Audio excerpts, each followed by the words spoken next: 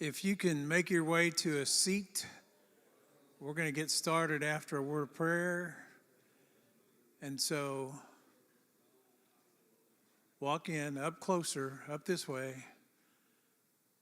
Find a seat. There's plenty of them for you to have. We should close those sections off each side. Nobody's sitting in there, so that's good. My name's Dale Jenkins. I'm the Association Director here at the Inland Empire Baptist Association, which most, if not all of you, are part of it. If you aren't officially part of it, we adopt you and you're now part of it. We're a family of churches, a family of believers, and so it's good to be together with your family, and it's good to plan what we're doing. We're going to share the gospel. We're going to represent Jesus to a whole lot of people who need help. And so thank you for your time and attention. Let's pray. Lord Jesus, thank you for today. This is a day of training that will lead to many days of ministry and caring for the people who are victims, the people who are caring for others, the people who are going to be wore out because of all these activities. Lord, I pray that you would help us focus our attention on Rick and on the material that you're giving to us today. Help us to be prepared to use it for your kingdom. In Jesus' name, amen.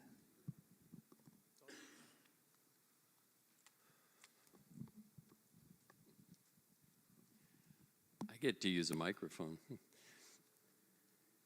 I'm not used to these things, so if the slides go back and forth and disappear and everything, I really don't know what I'm doing with this. But my name is Rick Peringer. I've been with Southern Baptist Disaster Relief for about 15 years.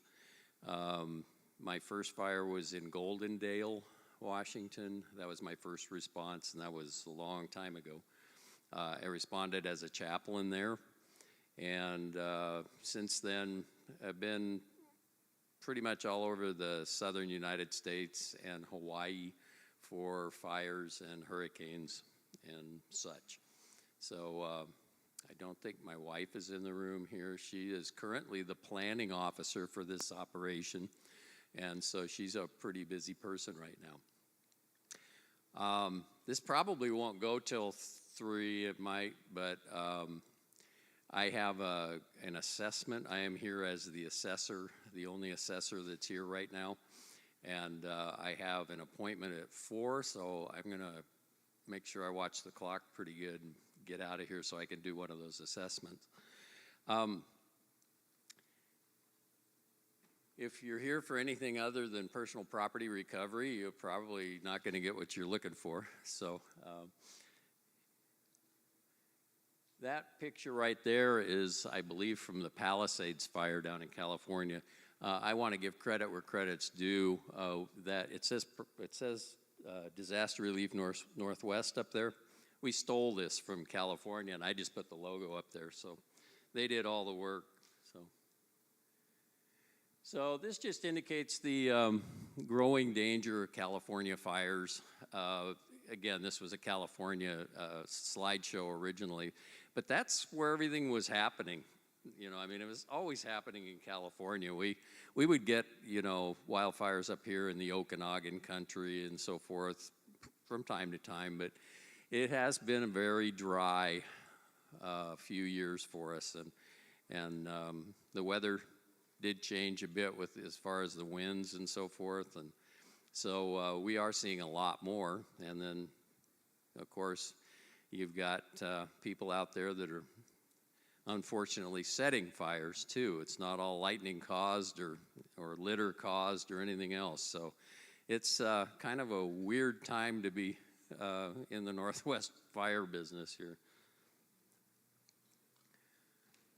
So I'm trying to get used to seeing my slides back here and not having to turn around. So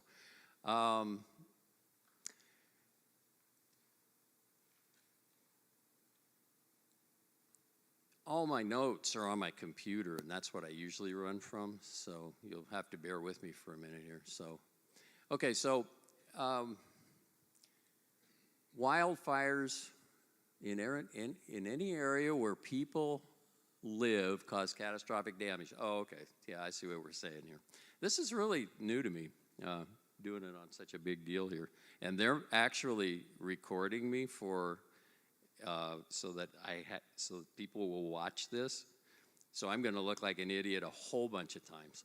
So anyway, it causes damage to homes, churches. We lost a church over in over by I can't remember the name of the road. What is it? 291 that goes up to 9 Mile. Yeah, lost a church out in there. May have lost others. I don't know. Anybody know? So. Roads, not so much here in Lahaina. The roads melted in a lot of places. They caught fire and melted. Public buildings, and of course all your post offices and all the places that you would normally go to do your business. Even if your home wasn't destroyed by the fire, it can disrupt everybody's lives tremendously. Retail stores. Just think about it for a minute, like maybe yesterday you might have gone to a store that you always go to, where all this stuff is and everything else, and all of a sudden it's not there anymore. Where do you shop? Where do you meet people? Where do you get your coffee and everything? So it disrupts everybody's lives. Okay. There we go.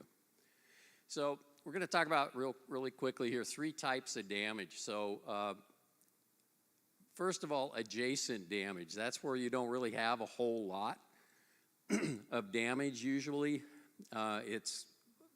You've probably seen it on the news maybe where the houses across the street that have vinyl siding look like MacArthur's Park. Remember that song, MacArthur's Park is melting in the rain, Well, they kind of look that way. They look like this cake with, the frosting just kind of coming down off of them.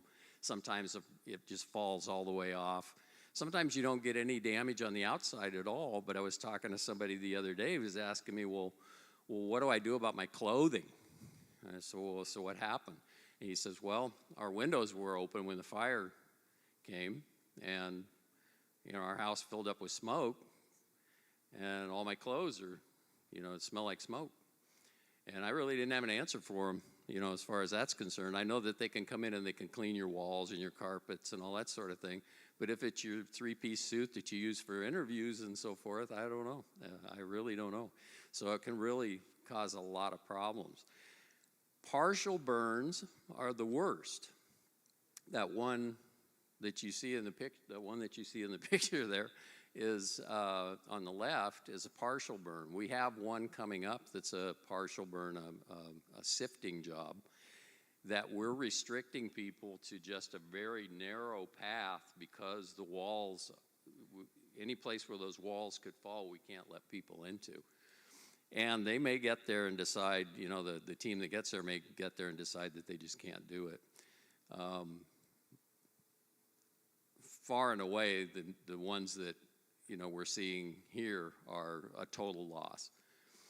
Same thing down in California, same thing in Lahaina. It just burns it right to the ground.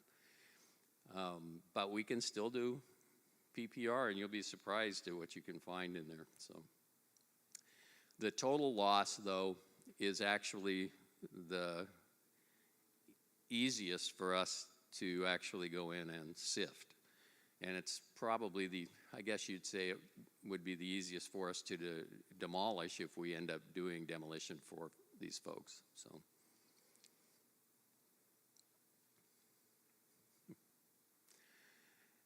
So we talked a bit here about the heat and smoke damage, loss of utilities. They shut the utilities off, for everybody. And I don't know, does anybody here know someone who lost their home? A partial loss or full loss? On the partial losses, or even the ones that nothing happened to the house, they will call up and they say, I can't live in my house. So why is that? Because it stinks. All the meat rotted and all that, all that stuff just, And you'll see a picture here a little bit later of what we do with refrigerators. If you ever see a refrigerator on one of these burn properties, don't open it. You will spontaneously want to throw up. I mean, it is awful. We moved a refrigerator out of a church in Lahaina, probably about a half a block away from the church, and we could hardly work at the church from half a block away because it smelled so bad. And even when they're sealed up and they're taped shut and they've got the big, you'll see what people write on them, do not open, danger, big faces and stuff on them and everything. Even like that, they still leak enough to where they really smell bad. So really watch it with those things. And they're a biohazard. So you get the debris and ash. We had partial burns. Sometimes the partial burns are stable enough to where we can actually go in and we can work without endangering our people. That's why we send assessors like me out to look at these properties before we book them for PPR and everything. So these are really, they're a lot of work. They're a lot of work because you're removing wet carpet and wet insulation, and you're moving appliances and furniture and things that are partially burned. The place is a total loss, but you got to move all that stuff out of there, and it's a lot of work. When we finally go in and start clearing the properties for these, the debris and ash out of the properties, most of these out here are going to be relatively easy because it can be done with a few heavy equipment applications. So.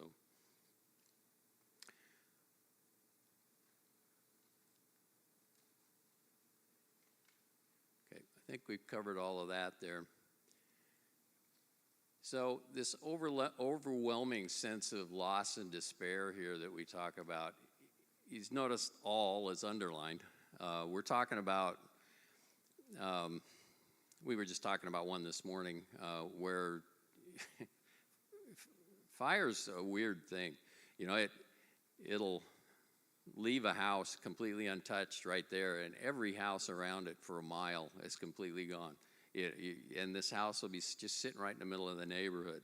And that person is going through a tremendous amount of guilt. It's survivor's guilt. We had a police officer in Lahaina lived at the end of a cul-de-sac, and every house around him for, blocks was gone, and his house was the only one untouched. And he was sobbing. He just didn't, he felt so bad that his house made it and everybody else's was gone. So it does affect everybody. It affects people outside of the, people's families and so forth. It's not just the residents that lost their houses, it's the entire community. And you see that around here quite a bit. You see the signs and people praying and so forth. So I have to point that thing right at that thing, I guess. So what we're doing, personal property recovery, is we're just looking for valuables, keepsakes, things that can help people move on. That's the thing about fire that's, I guess, an advantage to things like floods and hurricanes is that with fire, you can look at it and you go, there isn't anything left. There's nothing there. And people can start to move on to the next stage, and they can start to kind of move on. Well, with floods and hurricanes and so forth, the house is still standing. Grandma's picture's still on the wall. The piano's still over in the corner. All of those things are still there, but they're not really. They're full of mold and toxic materials. The mud and stuff that's in those things in there is full of sewage and everything else. And it takes people in those situations longer to move on to that next stage where it's okay to demolish the house or it's okay to clear the property and move on to the next stage. There's not a lot of salvageable property, but what we will do if we find it, you'll find little trinkets and things. Sometimes you think, oh, this has got to be great, and you'll take it over to them. Oh no, that's junk we got in Disneyland or whatever, But other times, you'll find that one little thing they were looking for, and we'll take a little water and we'll wash that thing off, and it's you see their face go from this shock of seeing their house and everything to this joy of finding that piece. A lot of times it's just a wedding ring, or sometimes urns with remains in them, things like that we're looking for. So and you can kind of see by the end of the day, after you're done sifting, you'll see this transformation in the people. It's not quite as obvious here. I mean, notice when we're doing the assessments, folks are, it's a little different here than it is in other areas, and I haven't been able to pinpoint why, but you don't see quite the despair, and I think part of it is because they're letting people into the properties. They're letting people actually see their property. In Lahaina, it was like 10 months before people could even see their property, and so they were. We'd come to a scene, to do PPR, and they'd be standing there just staring at it, And by the end of our sifting process, especially if you find something that they're looking for, like a wedding ring or something, they'll wake up, and they're happy, and they'll have lunch with us, or something like that, and you can kind of see that transformation. You can see them wanting to move on. So what we will do, I'm probably going ahead quite a bit, so we'll probably flip through these slides a little bit faster as we go along, but we assist the homeowners in staging of damaged items and removal by the county too. That's not what we're doing this time. We're in the process of trying to arrange some of that. What we are doing right now is just the sifting, and I'll explain to you how we do that, and we really need to abide by the rules here, or we can mess things up for the homeowner.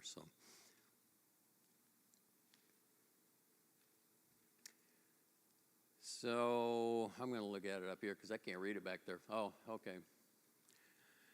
So how many people here have actually responded to, okay.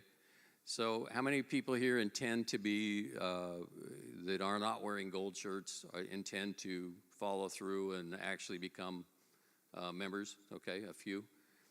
Quite a few. Okay.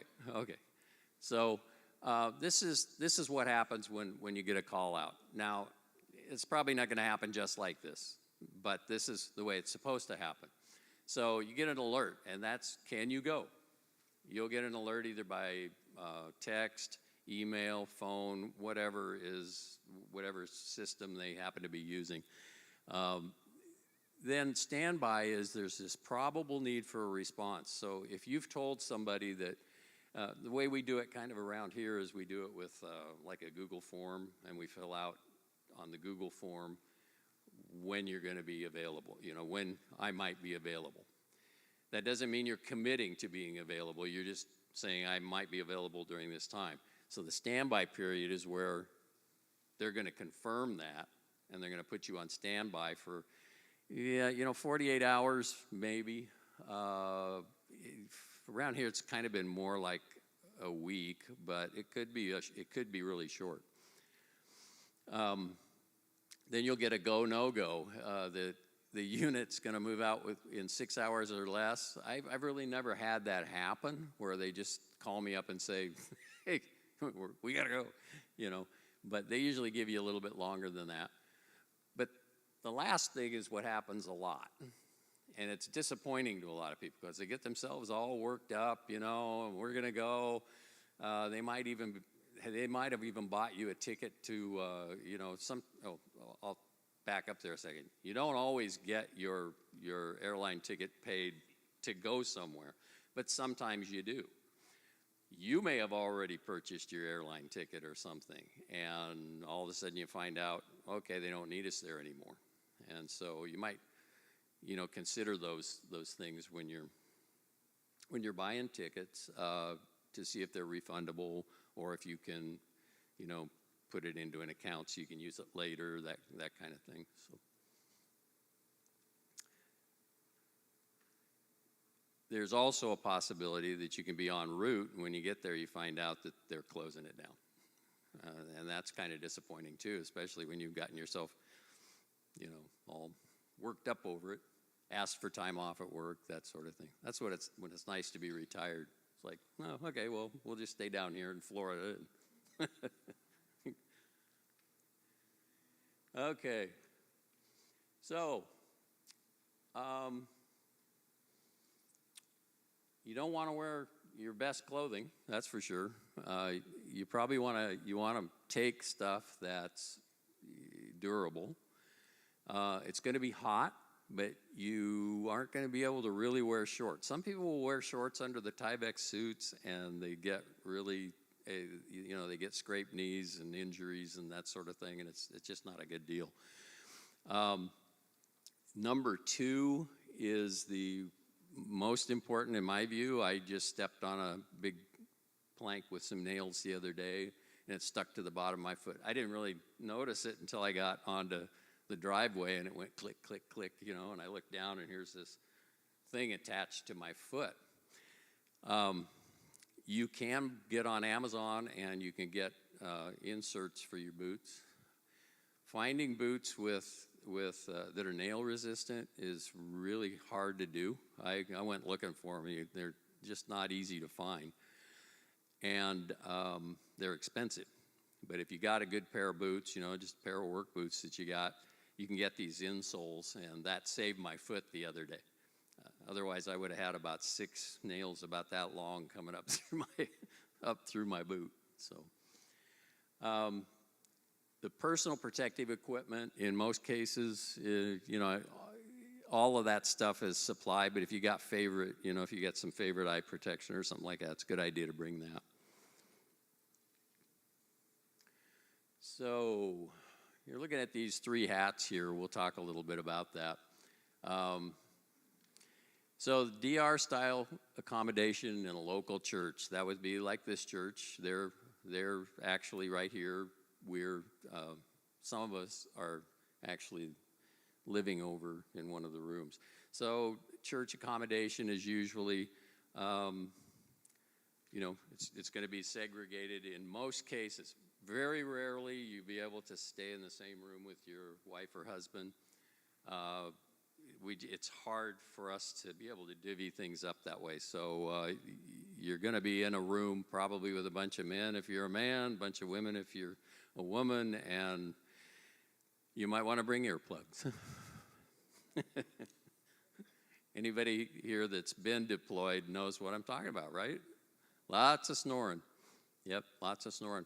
And I call it the walk of the living dead at night. It's all us retired folks going to the bathroom in the middle of the night, and we're walking around like this with these little headlights on. It looks like a freeway kind of sometimes, especially at the bigger deployments, So when you arrive at the site, I'm not sure how they're doing it with the volunteers here, but you'll get a briefing. You'll be told what we're doing for the day. If you're responding to a site like in Florida or whatever, first thing you do is you check in, and they'll tell you everything. They'll tell you where you're going to be sleeping. They'll tell you where you're going to be eating, when you're going to be eating, and who you're. It depends on whether you've brought a team leader with you. If you haven't brought a team leader with you, they'll tell you who your team leader is going to be and get all that worked out. You probably won't go out the first day you arrive. And then each day you'll get a briefing and an update, like around breakfast, or your team leader will give you an update, or both. You'll get all sorts of information. So on the bigger deployments, you'll have a blue cap, which is kind of a supervisor. That supervisor is in charge of a bunch of team leaders. In most cases with these smaller deployments, your blue cap is going to be your team leader.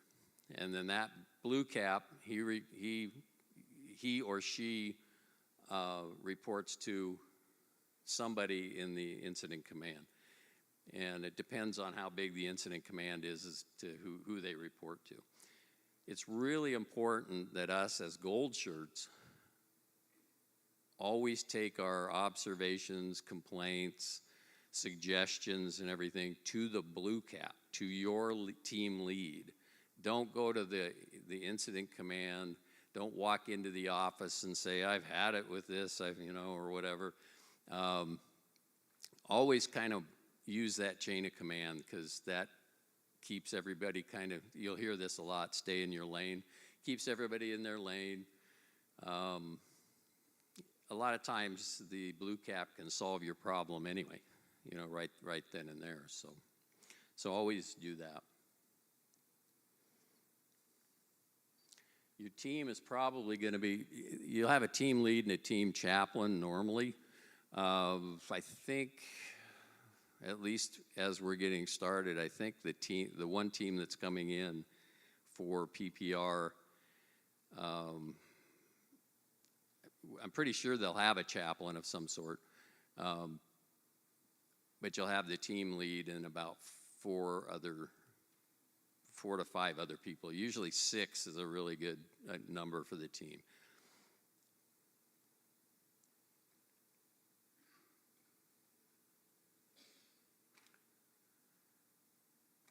Yeah, this slide doesn't really involve the folks that are on the team so much, except that you need to kind of keep an eye on it, because sometimes the team lead, the blue cap, might forget to load the water into the water or the sandwiches. So if you happen to notice that your cooler full of sandwiches or whatever is still sitting on the curb, speak up to your blue cap, because you don't want to get out there in the field and not have any water or food or whatever. But they will take care of the bathroom accommodations and all that kind of stuff. They try to, the blue caps kind of, their job is your safety.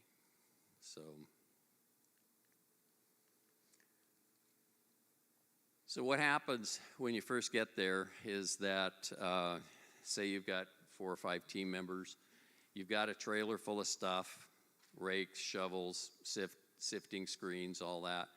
So the blue cap, the team leader, will go over and talk to the homeowner, usually with the chaplain. And they'll take a walk around the site. Well, while that's happening, you need to get into your Tyvek suit. You need to get your N95 mask on. And you always have your N95 mask on.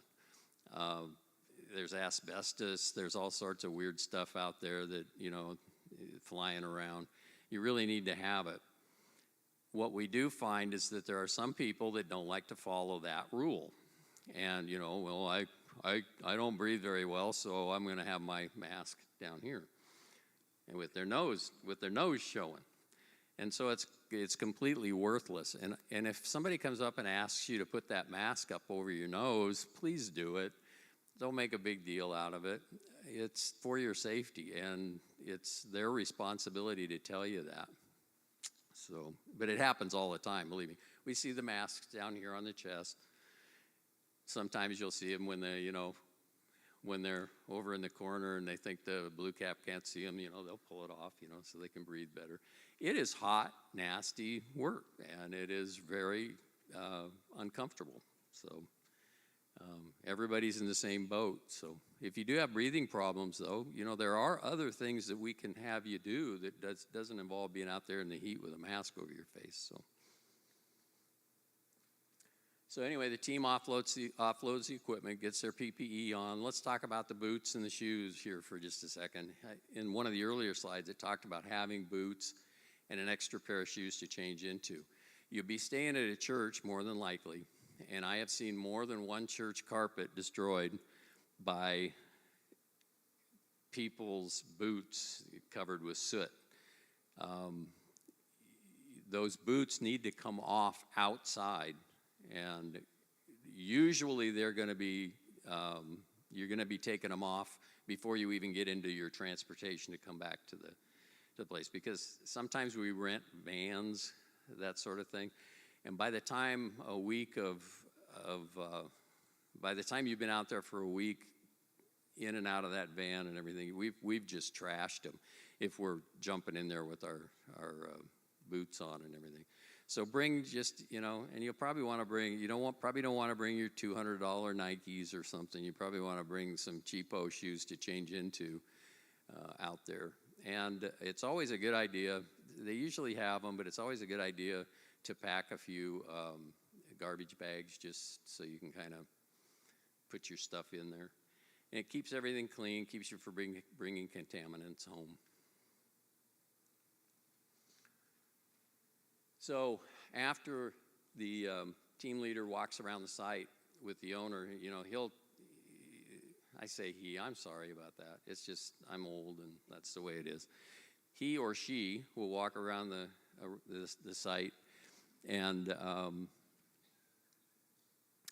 identify places. We don't search for everything. We can't spend days on end going through there. But what we do is we'll go by and we'll say, if there was one thing you could find that you just really, really want to find, what would it be?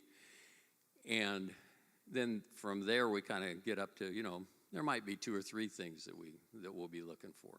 And then we'll start to identify where on the site those things might be. And it's very difficult for people, especially with a total burn, because they don't have any landmarks. They don't know where their front door was. They don't know. I mean, it's amazing. They'll say, well, I'm pretty sure that it was right here. And then they look over here and they go, well, I guess the steps are over there, so it couldn't be over here. So that interview process is kind of like detective work.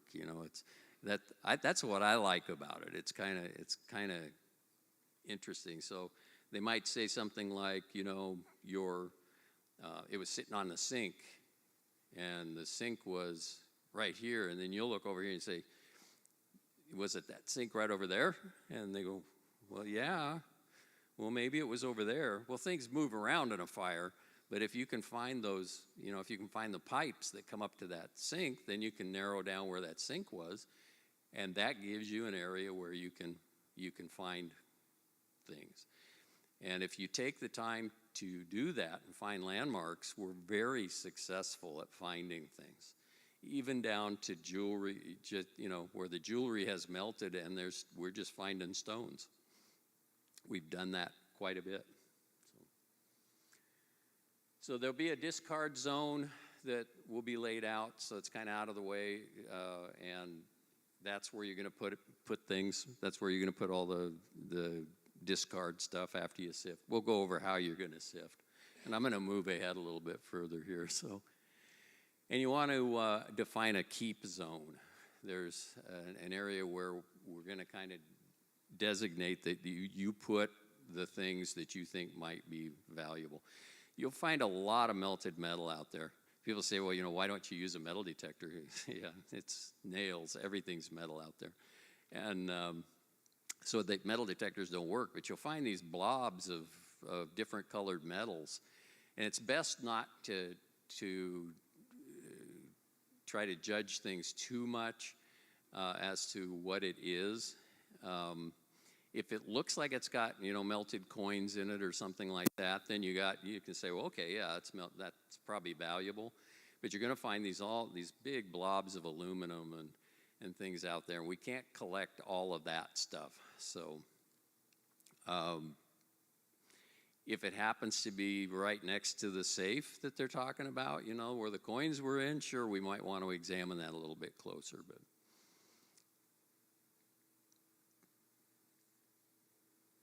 And they'll go over all of this with you out in the field too. This is, it's for me blabbing on here. It's not really doing you much good, but you can see the chaos that you have out there.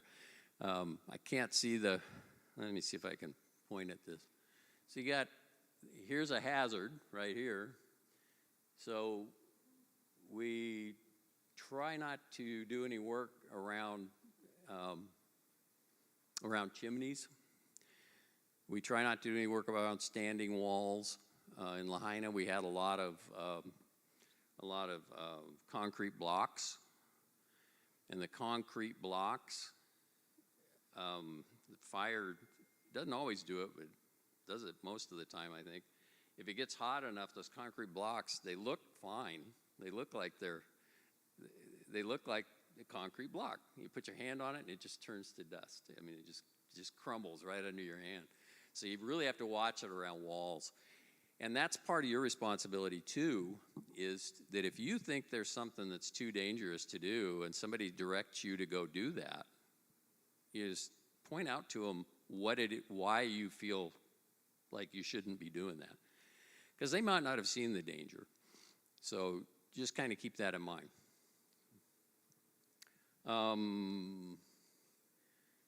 So here's a clue as to what might have been there. What is that? Yeah, sink. How about right here? Pardon? I'm sorry, I can't. Stove? Yep. Yeah, that looks like a stove. It's funny how some things don't look like you think they would look. It's kind of crazy, but those are things that pretty much always look like that. So that'll give you a clue, especially on a one-story house. You know, like if you got a trailer, something like that, things don't move quite as much. You know, they might fall this way a couple of feet or that way a couple of feet, but usually they'll kind of drop down pretty close. If you got a three-story house, like you're going to see out here, a lot of them, you may have, if there was a kitchen on one of the upper floors and somebody says, well, the ring was on the such and such, you know, I don't know, I left the ring on that countertop. And you see remnants of that countertop maybe 10, 20 feet over this way because that wall fell all that way. And that can kind of give you a clue as to, first of all, whether you might be successful, and also it can give you a clue where to look because it's probably not going to be over here where you might think it would be. So three-story houses and basements are tough because all that debris falls down into the basement, fills it all the way up to the top. But we do find stuff in there all the time. Jewelry especially. Especially if it's in a closet for some reason. I don't know why. So safety. There are hundreds of thousands of pieces of wire out there to trip on. If you trip on a wire and you fall forward, you're going to put your hand into a nail more than likely, or something else sharp. So you really, really need to walk carefully. We usually try to pick a path in and a path out and not go anyplace else around there. And sometimes we do that because we don't want to crush something that might be in there. But usually it's because we want to make sure that we're safe. You know, we'll walk through it and it kind of gets trampled down, and then you know it's kind of safe to walk on. But when they say razor sharp debris, yeah, I mean it is. It's razor sharp. You'll actually find razors sometimes. You know, so digging around with your hands in the debris is not a good thing to do. We take the debris, we put it on a screen, and we sift it with our gloved hands. They're thick gloves, and we sift it this way. We don't shake it. We don't throw anything around. That's the quickest way to get thrown off a property, too, by the way, is if you start throwing things around and making a lot of dust. The clean air folks will come around and tell you to knock it off. So we're not too worried right now about hot spots, but it is a possibility that there could be some hot spots in there. So if you do feel heat, it's a good idea to kind of maybe talk to the blue cap and say, I think it's warm over here, but I'm not sure, you know. Kind of keep an eye on that. Hazardous materials, be aware of it.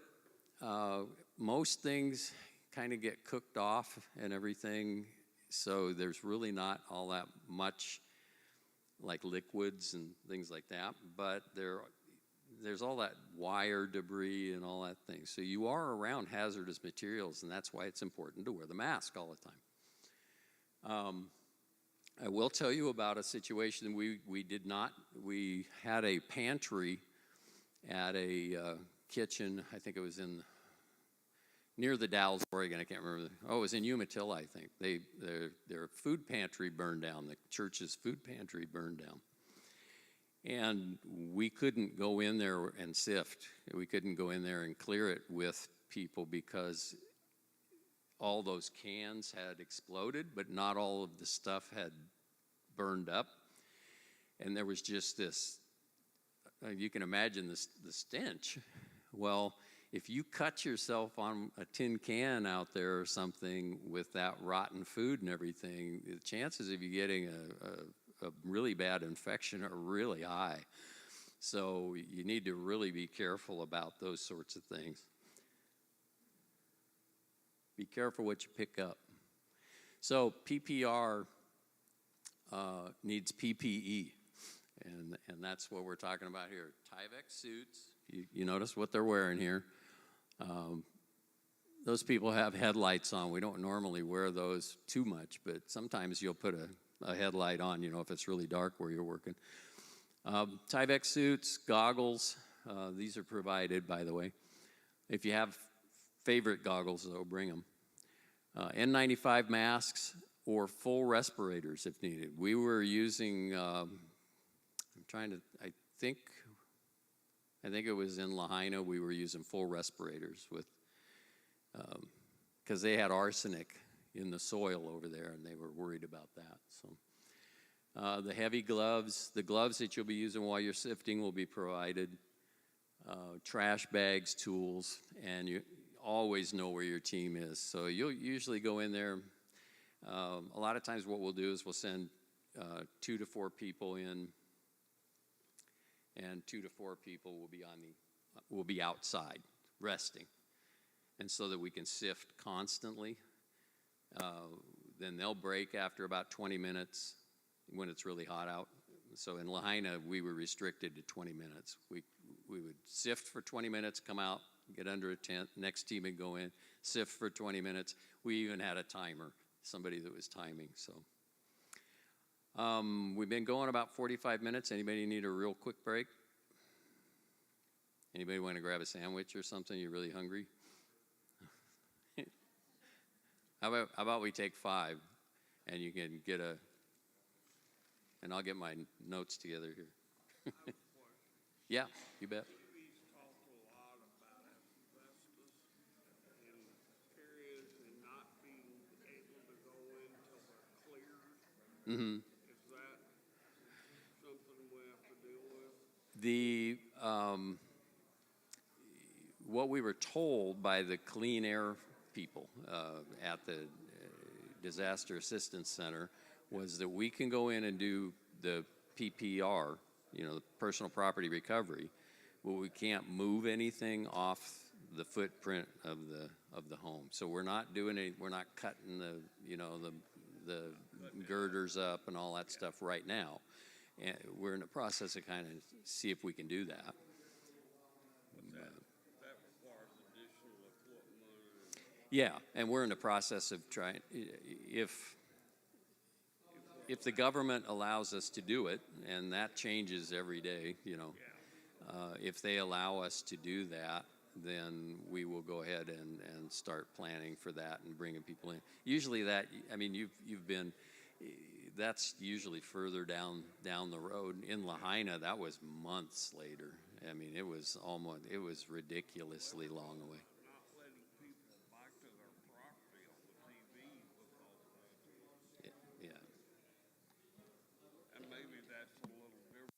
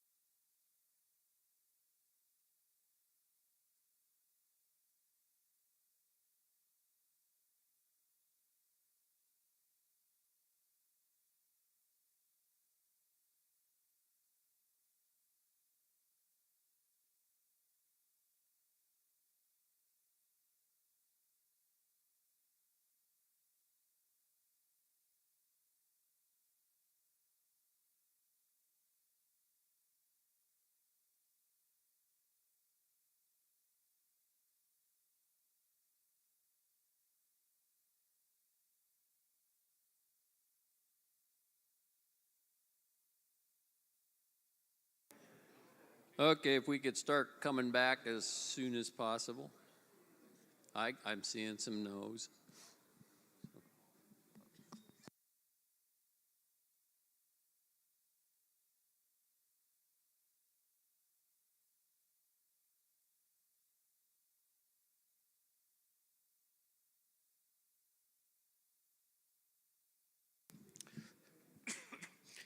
All right. Hey, I know people are still getting food and all that. I just came here to tell a joke. No, I'm just kidding. Hey, real fast, just want to share about, man, all this is possible because of churches like you who give financially.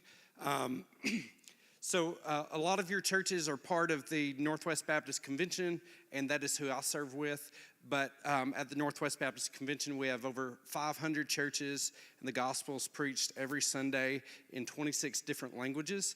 And so every time you give to your local church, if you're part of the Northwest Baptist Convention and you give to the cooperative program, some of that money goes towards disaster relief. And so that's part of a bigger thing. If you look up sendrelief.org, that's sendrelief.org, you can see a lot more about what your giving goes towards. But in the past 10 years, we've been in 82 different countries doing things like this and feeding a whole lot of people. And so what disaster relief is, and Rick, and you see all the gold shirts, right? It's gold shirts, right? Gold shirts, not yellow. Gold. Yeah, but when you see these people, all these people are volunteer, and they just want to serve the Lord in different ways. And part of that is doing ash out and personal property recovery and all that. But I just want to say thank you for showing up. Man, we were at the DAC, the Disaster Assistance Center, and we were able to share the gospel where people, after their houses burned, they came to one location. And because of the relationships we have with different government entities and different things, we had a table there, and we were able to share the gospel over 300 times and to pray for over 500 people at the Disaster Assistance Center. And so I know how many of y'all served at that over the past few weeks? Yeah, man, thank y'all. But we saw God do a whole lot, and I just wanted to give a brief thing. Man, thank y'all for being here. I think this is one of the most beneficial things that we do as the Northwest Baptist Convention. So everybody give it up for Rick.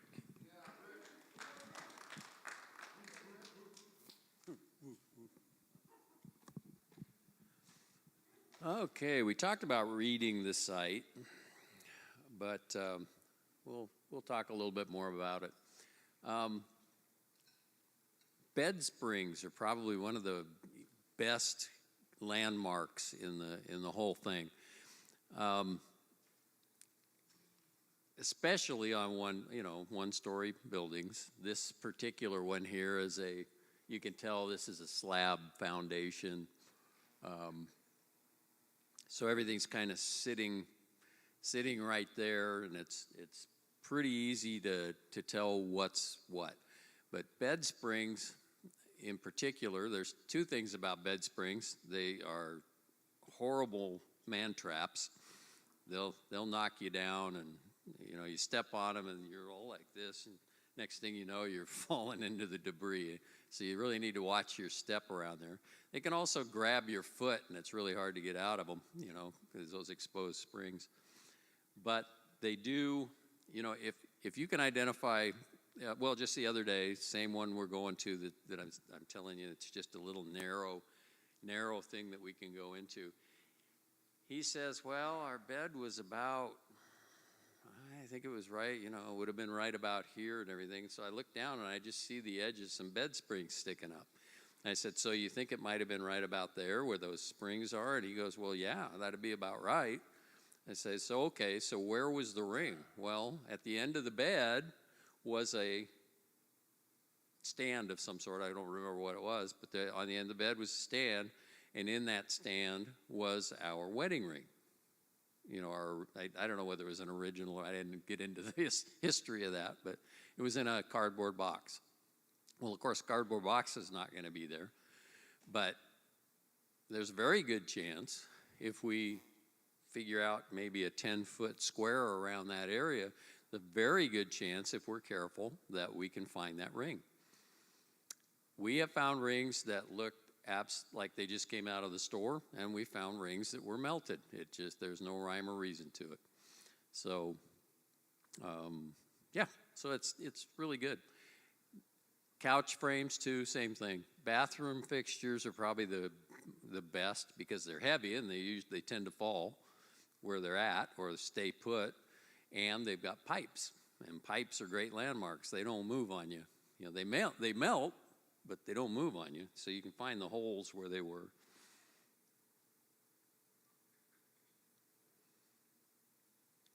There we go. This is the one.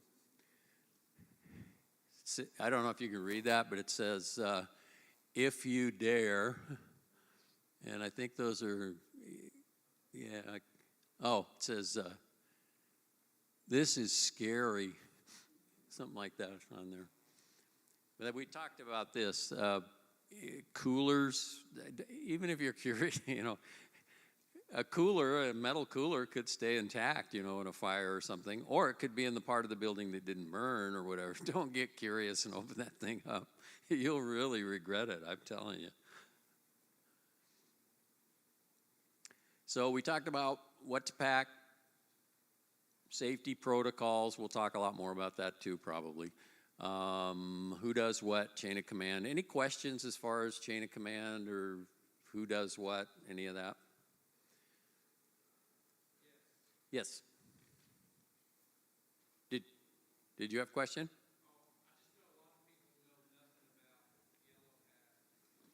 Okay.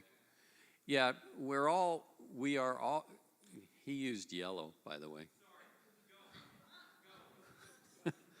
The current place where most people order their stuff, you know, their shirts and everything, it's at iwantyellow.com. So you know, but they're supposed to be a gold shirt. And so if you take the Introduction to Southern Baptist Disaster Relief initial class, they'll explain to you what the logo means and why it's a gold shirt and not a yellow shirt. But I'm not going to go into that today. So, so I will just cover that chain of command just a little bit. We're all gold caps. Sometimes you'll be, you know, if you're a supervisor at one scene, you're going to be just one of the team on another scene. If you show any willingness of being in the incident management team, you probably are going to get picked, because we really need people that can. How many people here like managing other people? We need you in disaster relief. We need you for your paperwork skills, your Excel skills. We need office people. We need people that can talk to other people on the phone. Please, if you want to be in disaster relief, but you don't want to go out there and get dirty, we will put you in the office and you can have a ball. But we do need you. So, anyway. Okay, well, let's look at her for a sec. Okay. I think she's pretty well decked out. I don't think she's wearing any eye protection. Sometimes we don't, but you really ought to. And it should be something that's close to the eyes. Some people prefer a mask, you know, because you can, you know, it's not pushing on you. And some of us with glasses, you know, the eye protection it pushes against your nose and everything. It's really uncomfortable, but you'll notice she's wearing the gloves. She's got the Tyvek suit on. This one happens to fit her pretty well. you probably want to get one. If you think you're small, grab a large, because they're really hard to get in and out of sometimes. While we're talking about the Tyvek suit, those things are not meant to be reused. I see people unzipping them and struggling with them and everything to get out of them. At the end of the day, you just rip that baby off. Just tear it, tear the legs off and everything. It's just, you're not going to reuse it. So, in fact, half the time it's got a bunch of holes in it, you know, from you being on your knees or whatever. And so, but it is fun to watch folks struggle to get out of it, though. I mean, if you want to entertain me. But. So, and boots. You will not be allowed on the site with tennis shoes. I mean, you can watch from the corner, but any blue cap worth their salt is not going to let you on that site just for your own safety. And please get those tetanus shots, because there's always a chance you're going to get cut. So, well, they keep showing the same pictures kind of over here, but here's the, okay, so back here we got your, let's see if I can do this again. No, doesn't matter. Okay, so we're looking, we've already talked about this to a certain extent, but say if this was a, I'm getting an echo here, aren't I? If this was a basement, all that stuff would pretty much be right where it's at right now. It might move some, but it's pretty much going to be right where it's at. If it's on the second floor, what do you think it's going to do if it's on an outside wall? Usually, the hot part of the fire tends to be in the middle, so that stuff gets burned up faster. And those interior walls that are supporting things tend to burn faster than the exterior. And it'll tend to fall inward. Not always. Sometimes you find things in weird places. I mean, thrown way out into the property someplace. We saw one the other day. We're pretty sure something exploded, because he said that shouldn't be there. It should be completely over here. And so we're pretty sure something like that must have happened, because it was a one-story building. It didn't have far to fall, so yeah.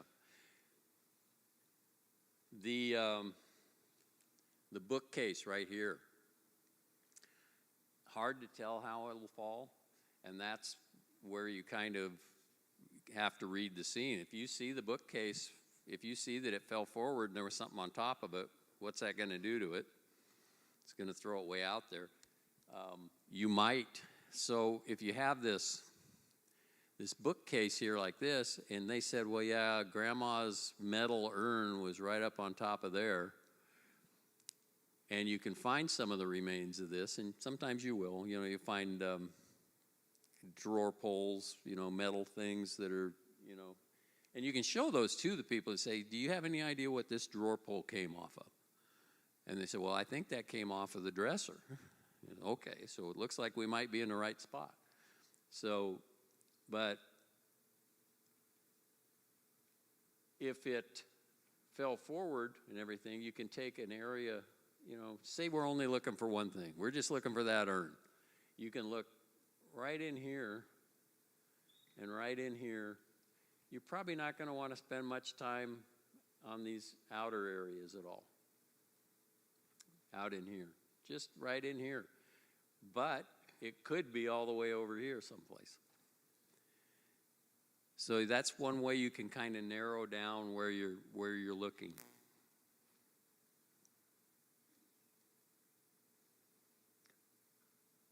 We talked about furniture falling away from the walls. It does, not always, but it does. And so it'll fall inward usually.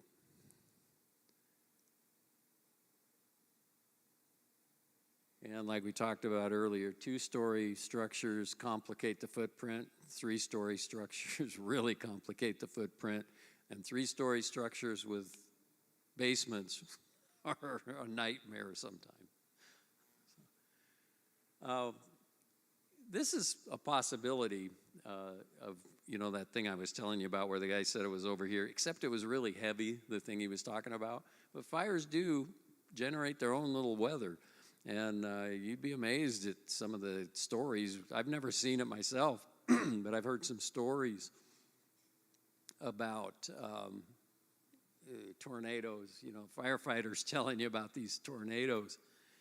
And they told us one, it was in Goldendale. Excuse me. Like people clearing their throat in the microphone. Sorry, I'm not used to these things. So this firefighter, there was this burned out field, complete. I mean, far as you could see, it was all burned out. And there was this little knoll right in the middle of it, green as it could be. Just a green little knoll sitting out there. And this firefighter was telling me that he says, he says it was the weirdest thing. Everything was burning, and right out there where that thing was, there was this big kind of tornado-looking thing out there. The flames were doing this. And he says that's the only thing he could figure. The reason it was doing that was for some reason that it wasn't burning there because of that, whatever it was doing there. But everything else was burned up. And that same thing happens to houses and so forth.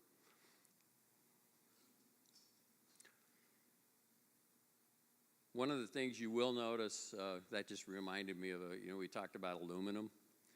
At Goldendale, there were a lot of folks that lived off the grid out there. And how sometimes folks will collect snowmobiles, motorcycles, and just kind of toss them off on the property someplace.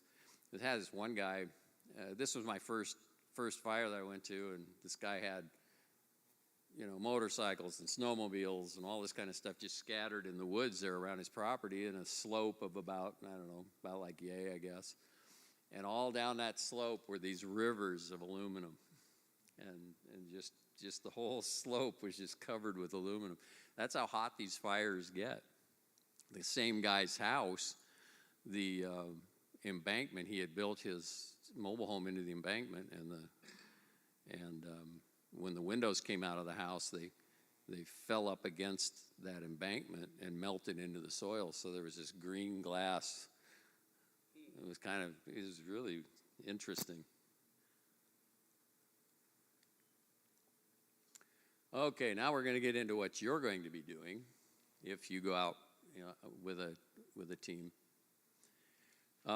It says EPA requires it, that the ash stay in there. I don't even know if the EPA is out here. I haven't seen them. Usually, if the EPA is around, you'll see these big placards when they go through the debris for hazardous waste and certify it and everything. You'll see this.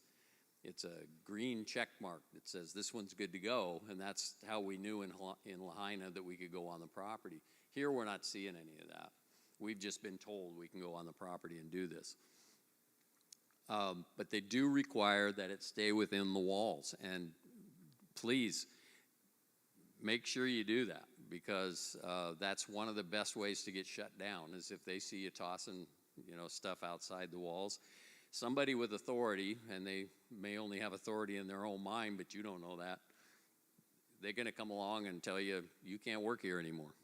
And if they really do have authority, they might even be able to throw your entire outfit out, and you don't get to work there anymore. We know that they have done that down in California.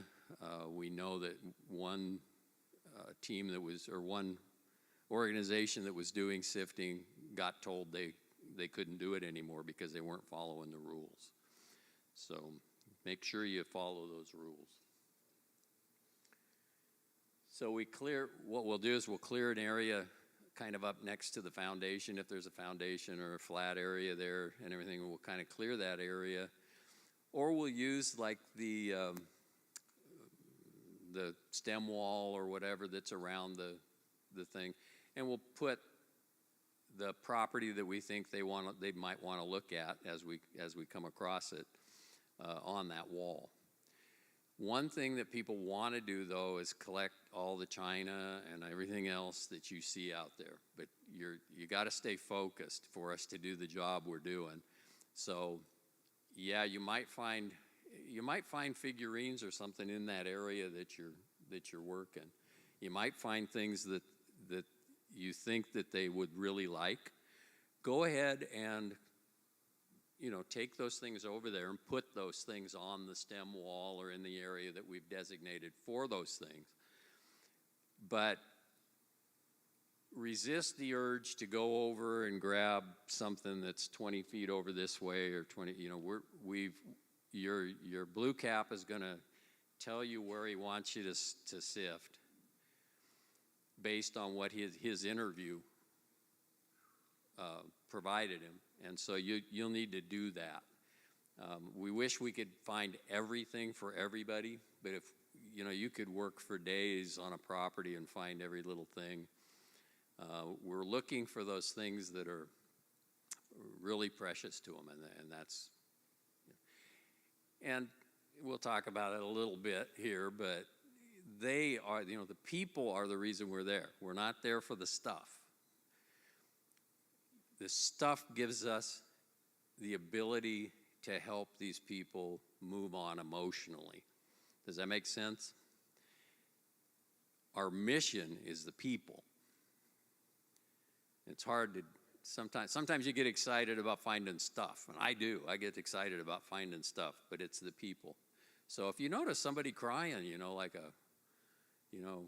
notice one of them crying, or you take something over to them, and they start crying or whatever, listen to their story. Take the time to listen to their story. It's okay. You can take a little time out and do that. You place the screen over the wheelbarrow or the trash can. I think we've got, I'm not really sure what this trailer has in it. Sometimes it'll be like a 30-gallon, Sometimes it'll be like a 30-gallon trash can. Sometimes it'll just be a wheelbarrow. I like the wheelbarrows myself because I don't like lifting trash cans. But so you put that sifter over the top. We have different gauges of sifting. So like you'll have, I think, quarter inch is probably the smallest. We might do half inch anyway. And then we work down from that, maybe 2 more sizes of hardware cloth in those sifters. And so you just put that thing over the trash can, and then we take, I think it'll say here. No, it doesn't say. So then the people that are working the shovels are just going to take a scoop of it, and you just very gently pour it over the screen. We don't want to be doing this, none of this throwing things around and getting all the, the ash in the air. We don't want to contaminate the air for us while we're working. And again, like in Hawaii, if they saw us doing that, they'd shut us down. In Hawaii, they had little air quality detectors all around, and when the wind would come up and the particulates got too high, they'd come around on a little golf cart and shut everybody down for the day. So, but anyway, when you're sifting and everything, you're not shaking it. Don't shake the screen. Just take your hand with that gloved hand and just kind of move stuff around. It'll fall through that screen. The big things, kind of look at them real. Some things are obviously junk, but then there's other stuff that you kind of go. And you got to look at it a little closer to determine whether it's junk, and then you can put that, to the side or whatever. But you pick out all that big junk when you know it's junk, and you remove all that, and then you have smaller stuff in there. You can kind of go through it. If you're looking for a ring, anything shiny, actually most things show up better in the sunlight. So you don't want to be standing in a shadow. Everything shows up really good in the sun. And you just go like that, and all of a sudden you'll see like a bracelet. It's just kind of funny. It's kind of like magic sometimes. You go on like this, and all of a sudden, oh, look at that. And it just kind of jumps out at you sometimes. Other times you get skunked, but not very often. So And then we'll have that agreed upon place that we're disposing of it. So if you got a wheelbarrow, you just run that wheelbarrow over there after it gets to a certain point and just dump it into that area and be gentle about it, don't just toss it. Same thing with the 30-gallon cans. You want to make sure that you don't fill them all the way up when you do a few sifts and everything, then take it over and empty it before it becomes too heavy. Some of you look pretty young and everything. Some of us aren't quite so young, and our backs have seen better days, and it's always a good idea to keep that light. You want to have the homeowner review all the recovered items. That doesn't mean you're going to have the homeowner review everything that's out there that you move, but if it looks valuable and you think that it's something they might want to keep, we'll put that to the side.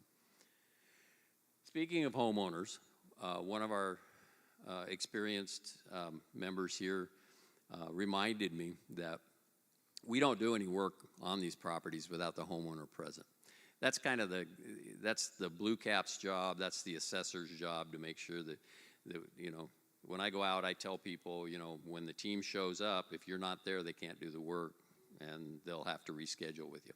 So I believe it's covered in a slide, but I'm going to cover it right now just in case, because I don't want to forget it. No pictures. You don't take out your cell phone. Please don't take out your cell phone and take pictures. There are times when the homeowner will want to have a picture with the team. Oh, I just really want to remember you people. That's okay, and that can be done. But if you're out there taking pictures and so forth, this is sacred ground to these folks.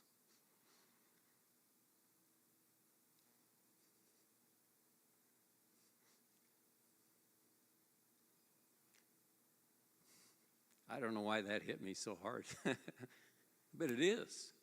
This is all they have left, and you need to respect that.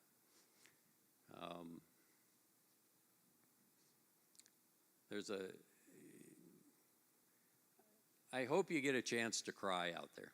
I really do. I don't wish sadness on anybody, but I do hope you get a chance to cry.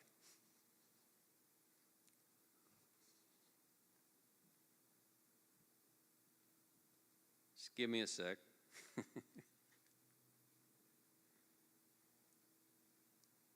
So I think we covered that. Here's your typical situation. There's your bucket and everything. You see the way they're looking down in there pretty intently. I'm looking at the shadows here. See the way this one is? He's kind of putting his shadow over the top of it. This person right here probably would be seeing better. So kind of keep that in mind. If you're putting your shadow on it, you might miss some stuff. Look at all the debris around there and just see the hazards that are here. You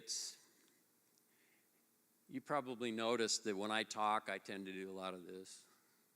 I wander around, I'm doing this kind of thing. I almost stepped into a septic tank on Tuesday or Wednesday. I knew it was there.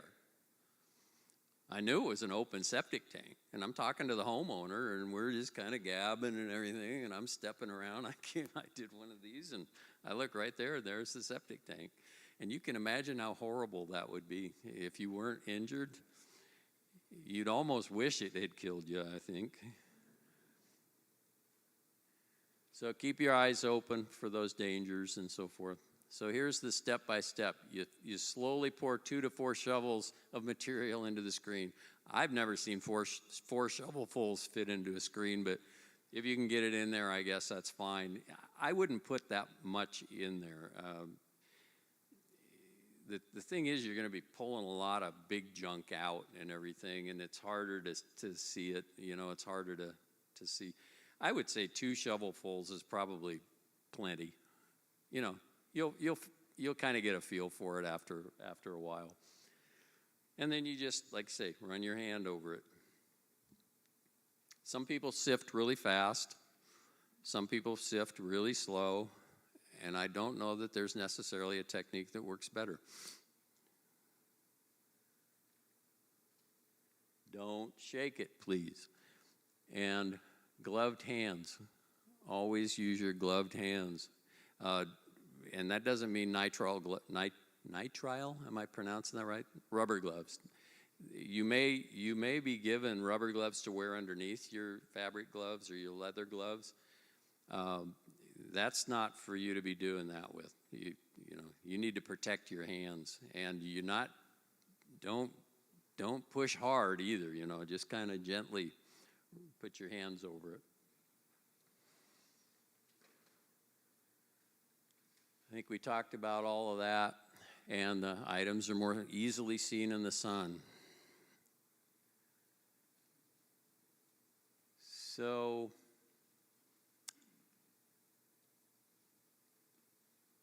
I'll tell you a little story about this taking pictures. We were in Hawaii, and we were told not to take any pictures by the state director of disaster relief, and we abided by that. And in fact, when my team got in trouble, it was a misunderstanding, but this is how seriously they take that. We were in our van getting ready to leave, and the director just happened to be driving by, and I was driving the van, so I didn't see it happening, but one of our team members there was this beautiful mountain in Hawaii, if you've ever been to Hawaii, there's gorgeous views everywhere, and there were then too. And she was taking a picture of this cloud that was building up over this mountain, but that camera, he spotted that camera in the window, and he had me roll the window down, and he chewed us out pretty good and told us not to do that. And I didn't make any excuses or anything. We just said, yes, sir. But they do take that very serious, because what they were telling us in Hawaii, whether it's true or not, I have no idea, but they said that if you take pictures in a disaster zone, especially one like that one, that if some official were to see you taking that picture, they could confiscate your camera, and so that that these pictures could be evidence. I have no idea if that's true, but over there with all the problems they were having, it might be.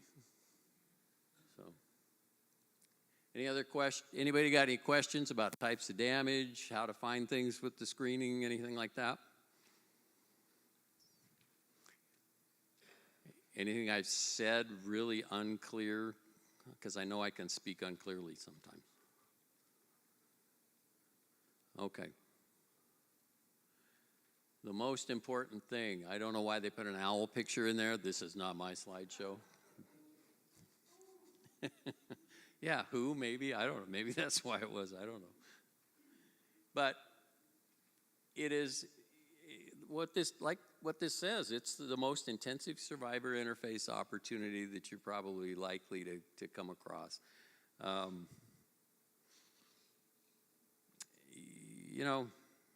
guess, hurricanes and mud out, floods and everything, you have an opportunity with that too.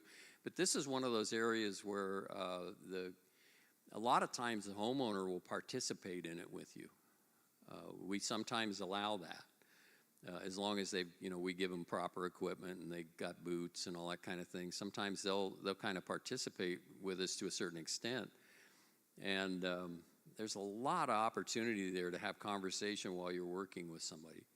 When you're just in a situation where people expect you to talk about Jesus with them and everything,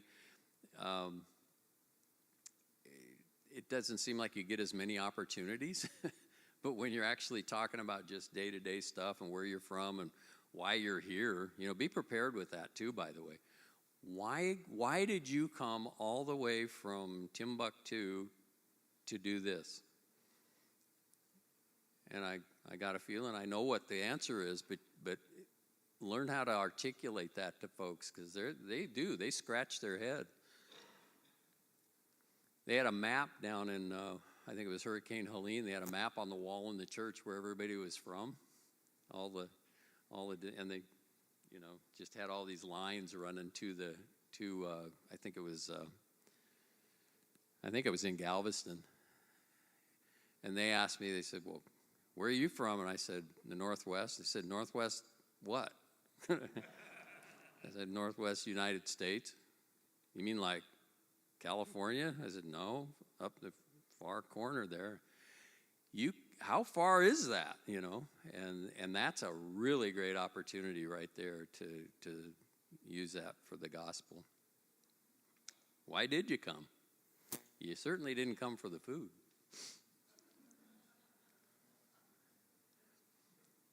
So the survivors are the mission. Okay, this looks like a medal. We get a lot of these, by the way. A lot of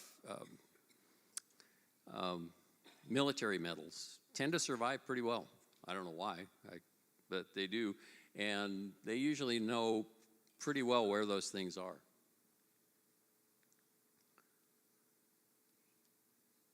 Yeah, we've already talked about the team lead, talking to the homeowner and everything. I'm trying to get this thing to move. Oh, there we go. We talked about the survivors telling their stories. Give them a chance to do that. And, oh, by the way, you may have had exactly the same thing happen to you. You may have been on a million missions where you've seen this happening to other people, and you want to tell them about something that happened to somebody, to some survivor elsewhere. It's part of the healing process for these folks to be able to tell their story. And, active listening, if you ever get a chance to take the chaplaincy class and become one of our chaplains, it's really helpful that way. I needed it because I'm not a good listener. I like to blab. And it's really hard for me to shut my mouth, especially when there's that pause, You've got to fill that pause. And really, just keeping your trap shut is probably the best way to get people to talk. They'll sit there and they'll talk and they'll tell you all about it. And all you got to do is say, oh, tell me more, Oh, that sounds really interesting. Well, that must have meant a lot to you. Just little phrases like that. You don't have to do much to keep that conversation going. And it's so therapeutic for them. Be respectful of the site. I know what it was I wanted to talk about. We have a blast when we're out there. We do. We're working with friends. I always see the same people at all these sites that we go to. We always, it's like old home week half the time. You get to play with your friends. And you get to singing and things like that, which is great. If you're singing gospel songs and stuff like that while you're working, that's great. But laughter is one of those things you kind of have to control.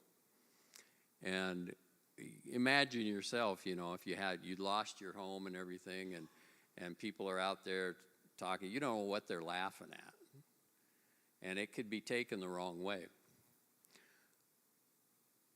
I think it'd be hard-pressed they'd be hard-pressed to take a gospel song the wrong way, or, sing an Amazing Grace or something like that. I don't think they'd take that the wrong way. But it's hard, they don't really know what's going on with that. So really watch the laughter and the jokes and all that kind of stuff. Yeah, avoid comments about the site, like, oh, gee, this really stinks over here, things like that. Yeah, it's a good idea, just keep those comments to yourself.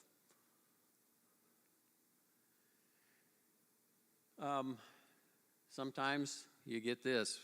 We were very fortunate in these fires, from what I understand.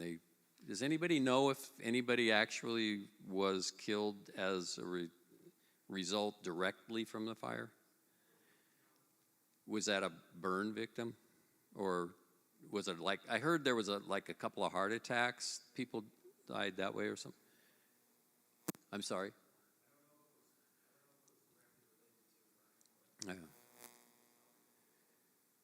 Yeah, I believe the final count in Lahaina was 101.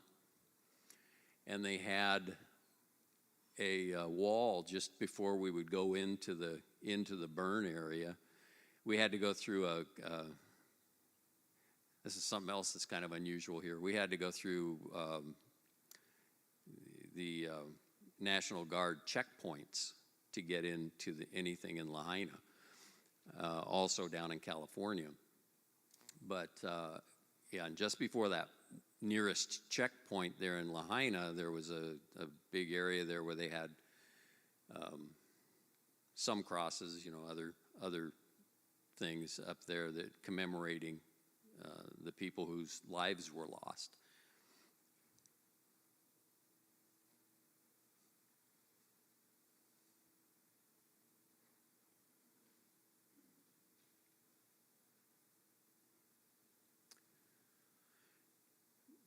I'm going to try to get through a story here without.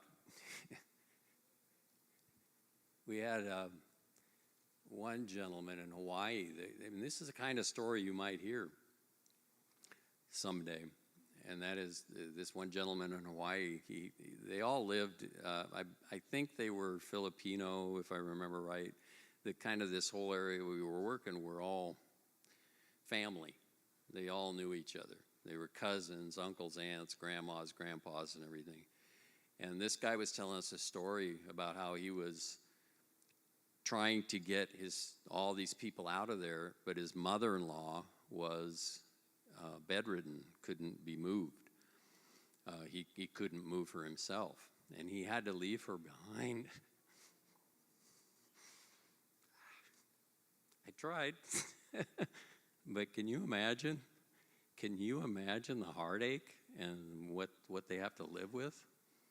And so these are some of the things you need to consider when you're out there, that you may not know their entire story, and some offhand comment could really.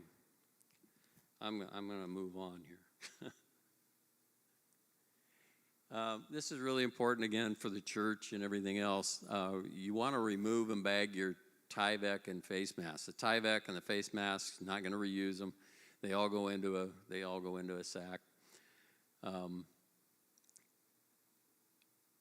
We don't want to leave trash on their property. We're going to be sitting there if we spend time and it's around noon. We're going to have sandwich packages, things like that, water bottles. We want to make sure that we police up the site. We also want to make sure that we pick up all of our equipment. Kathy, my wife, and I were out doing an assessment the other day, and some other organization had been out there earlier. This person wanted us to come back and do the site because he wasn't satisfied with the work they did. So we went out and did the assessment. Well, they had left a bunch of screens and stuff on the site out there, brand new ones too. We didn't take them. We left them for the homeowner, but I sure would have liked to have them. They were nice screens. So, but yeah, you want to scan the work site for the tools left behind, and you want to bag your shoes and your gloves. And they'll usually have something there for you. Just do your very best to try to keep things clean. You spend all that day with that mask on, and putting yourself through all of that. And you don't want to get into a car and have all that stuff flying around in there. So.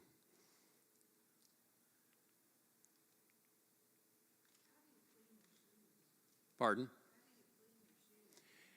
Well, some of the, I don't know that this one will, but some of the trailers have brushes that you can brush your shoes off with. You can kind of beat them a little bit, and kind of get that stuff off outside, and then you put them in the bag. You put them in a bag and tie them off so that they don't, but you don't, your shoes? Oh, yeah. Yeah, but as I said before, when you're staying at a church or hotel or whatever, wherever they're putting you, you want to have a respect for those areas and make sure you're not dragging those boots across the floor. Literally, you'll have a black trail running down the rug if people don't do that. So we'll usually have some sort of an area where you can, if it's inside the building for some reason, they'll have an area that's got plastic taped down, and everybody takes off, there's chairs or something, you can take off your clothing there, some of your outer clothing and all that kind of thing too.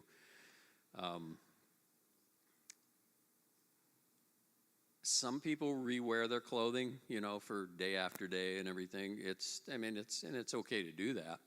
But if you do, there's usually laundry facilities. Butch, are we doing laundry here? Are we? Okay. Butch is your shower and laundry guy back there. So yeah, you just bag up your stuff and then they wash your clothes and everything. So, but did I answer your question? Yep. Spare pair of regular shoes. Yeah, and I wouldn't make them fancy ones. Just, some old $10 Kmart shoes or something would be great. Can you get $10 Kmart shoes anymore? I don't know. Maybe. Yeah. Kmart's completely gone now, huh? Sheesh. So you'll be back at the local church, then you get a chance to relax is what usually happens. Okay, so we usually stop somewhere around 3 o'clock in the afternoon, maybe 4, something like that, so that you can get back to the church, get showered and everything before dinner. Dinner's usually around 6 or something. And we'll have a debrief. And you see it says up there, note the word brief. Some folks really want to tell the tale, about they get excited, and it's great, and there are some God moments, and it's just wonderful. But there's other people that want to tell their story too, so you want to, kind of do the capsule version, and then later on you can, people will ask you questions about it maybe. But there's some amazing things that happen out there. We'll talk about what worked and what didn't. One thing that you'll run up against every once in a while is sometimes there will be other folks out there doing sifting that have the same work order that you do because of some mess up somewhere down along the road. My policy when I'm leading a group, when we're out doing sifting, and it's kind of disappointing to the group sometimes, but if another team shows up and they're being, how can we say, obnoxious about it, and they do, because they're not all Christians, and some Christians are even a little obnoxious about it sometimes. But if they've got a work order and they say, well, we had this work order and we called them up and we did this, and everything, we just stand by. I just say, God bless you, keep up the good work. Is there anything we can help you with? And if they say no, then we back off and we go find another place to work or work on the next job. So that's if somebody makes you mad, and they will, people can be kind of obnoxious, I guess. Well, yeah, but it's hot. It's emotional. They've been through a lot. Sometimes they'll be yelling at you and everything else, and you just kind of try to calm it down as best you can. So, yep. You bet. Yeah. So this is actually what the screens typically look like. So this one is just for like a bucket. There's a larger one for larger cans, but this is basically what it is. So. Yep. So this would be kind of the smaller version probably here. And you'll have maybe quarter inch, something like that.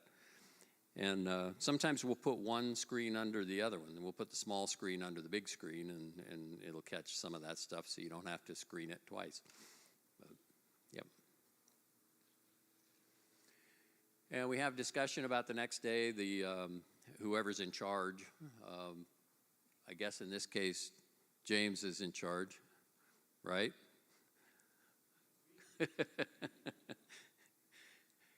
They'll usually do a briefing at the end, and they'll tell you what to expect for the next day. They'll tell you any changes that have come up. They'll talk about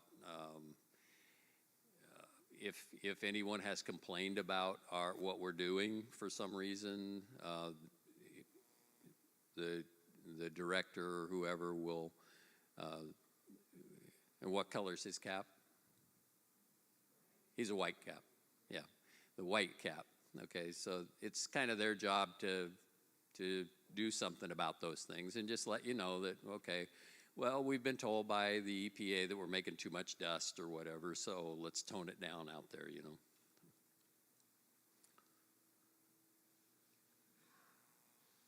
So this is something that I'm starting to go into, the deployment hangover. I haven't really been out in the field much, but this getting things started, you know, everything's kind of up in the air and things are changing, and you know, you think you're doing something one minute and the next minute you're doing something else.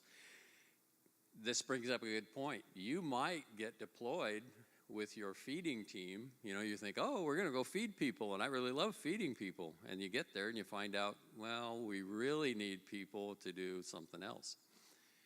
And that's what we call being fluid and just kind of doing what you're asked to do. Sometimes it's hard and it's disappointing, but there's always opportunities no matter what you're doing to see God at work, even if you're in the office.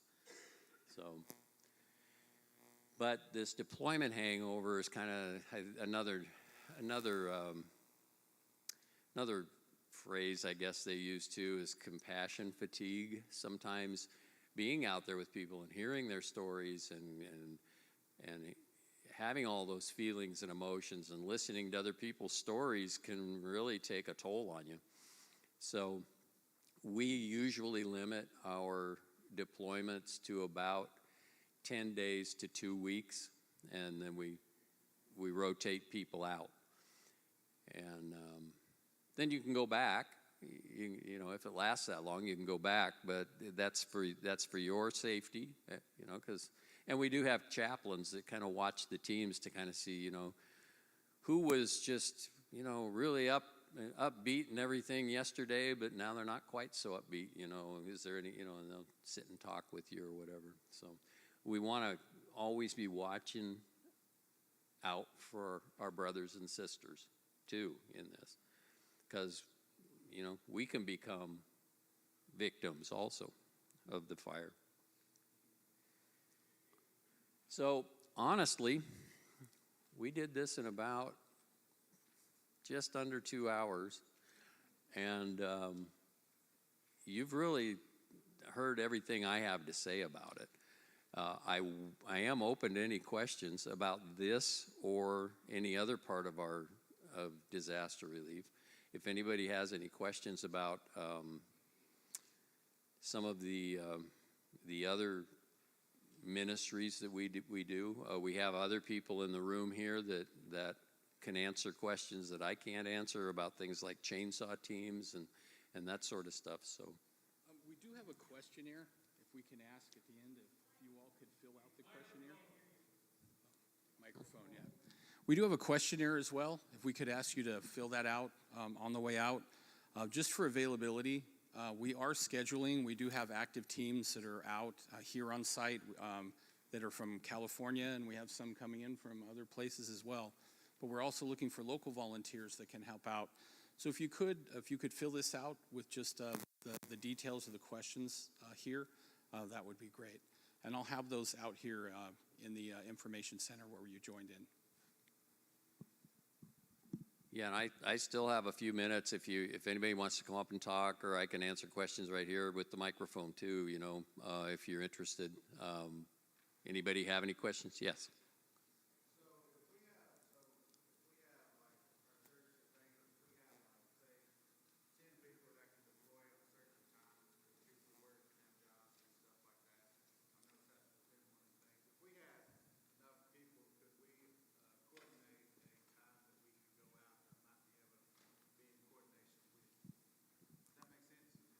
I think I understand the question. James, I'm not sure what your vision is for incorporating people into this. You know, how they. Why don't you ask the question again there with? So.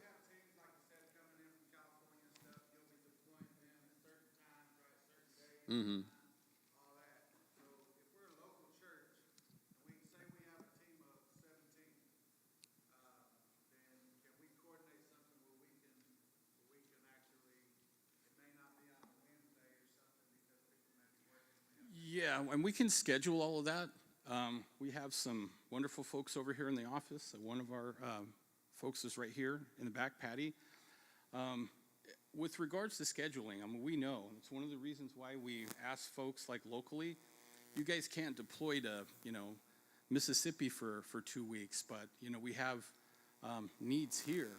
And as long as we have a team where there's a couple of seasoned folks that go out with a group of others, we just don't want to send a whole group of newbies, so to speak, to go out on their own. Just, we want to have some seasoned folks go out as well. So once you've done it the first time, once you've been out a couple hours, you start to get a real knack and feel for how it works. And then, just being aware.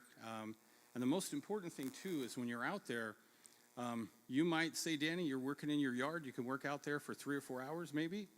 When you're out there in some of these areas, and there's no trees, there's no tree covering. So if you are wearing like a Tyvek suit, we work for a few minutes, we rest for a few minutes, we hydrate, water, and all of that is important. But also taking in some of those scenes for the first time can be a little bit overwhelming. So we also like to send out a chaplain because we as well need spiritual care, even though we're there to help others. So that's just some things to be aware of. But yeah, we do welcome anyone that's actively wanting to go out and deploy with us. There are so many needs in our area. There's almost 1,000 structures that were damaged. That's over 1,000 families. And some of the work that we're doing, we are reworking work that other teams have come in and done because we're being requested to do that. So some of the reworks that we're doing is because it's not about the numbers for us. It's about every human being. And for us to show up, the work we do is important, but the fact that we're there, as Rick indicated, where are you from? Why are you here? Why are you here to help me? This is meeting people at, in some cases, the lowest point of their life. They've lost everything. And we're the person that they see. We're the person that is reaching out and showing that we care and we represent the body. So that starts the knocking in their heart. And that's when Jesus is trying to essentially reach out to them and say, it's time. So with us being out there, it's more, again, about the relationship with the people. If we go out and do one work order in a day, or we're out there for several days, if that's what they need, then we'll do that. In some cases, like in Hawaii, we show up, we're there for 10 minutes, and they're like, I'm done. I'm good to go. And you can see them transition through the healing process just in the 10 minutes that we're there, because we showed up. When no one else was there, we were there. And most of the time, that's what people need to know, is that we were there. Someone cared enough to be there for me. And we don't charge anything for any of this as well. And there are a lot of other services out there soliciting these same people to say, we'll do it for you.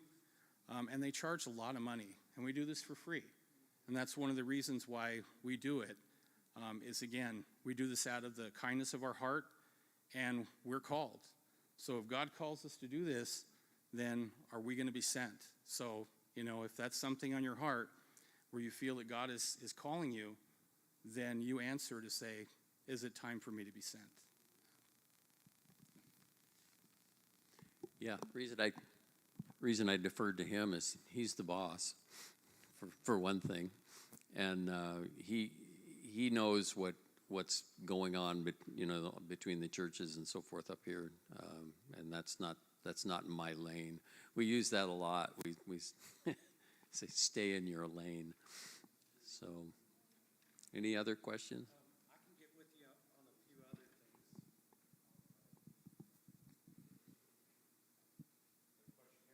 Nope.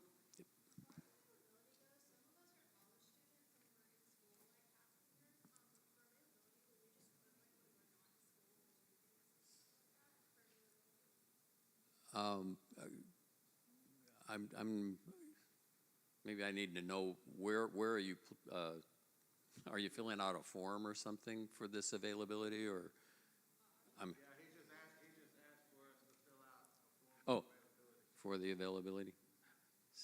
Tells you how much I pay attention to him, huh? Sorry.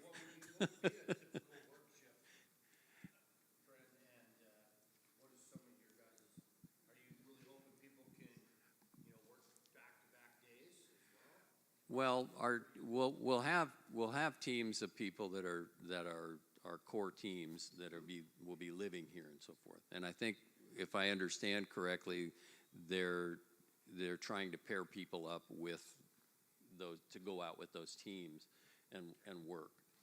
And so I believe we've got at least one more personal property recovery team coming in from, I think it's California, but so there'll be more opportunities for that. And so if you're interested, then those folks in the office would try to team you up with those things. You might even be teamed up with, I don't know, James, is it okay if I have somebody, if I need a, I can't go out and do an assessment without two people. I'm restricted from doing that. And I guess I'm asking if one of these folks wanted to go out and be that other person. First of all, you'd have to be male because you're with me, and we're not married, so my wife and I can go together, you know. But I can't be out. Yeah, can't be out there with another woman. Yeah. We don't want Rick walking into a Yeah. septic tank or something, right? So, Yeah, and so we want somebody there, but if yeah, but I think that's okay. yeah. We want you to get experience as well. But, Yeah. you know, if assessment is on your heart to go out, then, you know, we get a class together so that we can get you trained up as well. Are you trained? Well, it wouldn't necessarily be them being assessors. It'd just be to be there for the person to, you know, to talk to the people. So, like, for instance, if you have any evangelism experience through the church, yeah, if you got a little bit of that, Yeah, we actually yeah. had talked to Dale about that. Yeah. We do, Danny, need some folks to go out on a schedule, not only for the assessments, but also for the PPR. Because this is like the encounter that we have with the homeowners. Oh, sure, sorry. Yeah, so we do want, where we can, we want to have chaplains going out. So we're trying to get a schedule right now of, you know, any available, you know, pastor, chaplain experience is preferred. We're looking at Friday to have kind of a boot camp for that as well, for the chaplains. And for PPR, we want that, but we also want that for the assessments. Because these are the encounters that we have with the homeowners. So, you know, Rick's there, you know, helping them complete that task, but we're really there because we want contact with them, right? The work for us is always secondary. It's that contact, and that's why we're there. Are you requiring the whole online chaplain's training, or like a SMS therapist skills? Ideally, yes, for the long term, but we have so many immediate needs now that we just want folks that have a heart to go out and start serving the community. And as Rick mentioned, it's always listening first. Most of the time, we just want to hear their story, and it's on their terms. When we deployed, there was a nurse that worked for the same organization that I worked for, and she just retired. The fact I was there from the same company that she just retired from was a big part of her healing process. We don't know why God sends us. We don't know where he's going to send us.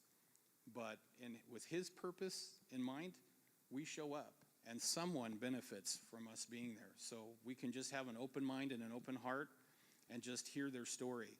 I promise you it will change you. The first time you're out, and it's going to change you in a very positive way. Perspective on life when you are in this situation, it gives you a whole different meaning to what you have in terms of, you know, what you think life is when you start being out there. And it's a very positive experience. So don't think about it like it's just out there and, you know, there's debris and so forth. This is the battlefield, and we have hearts, and our mission is to go serve those needing hearts. Yeah, I have trauma training, so I thought Rick's answers on what is exactly required. Yeah, we will have that class on Friday, so we'll get you some information. Saturday is better.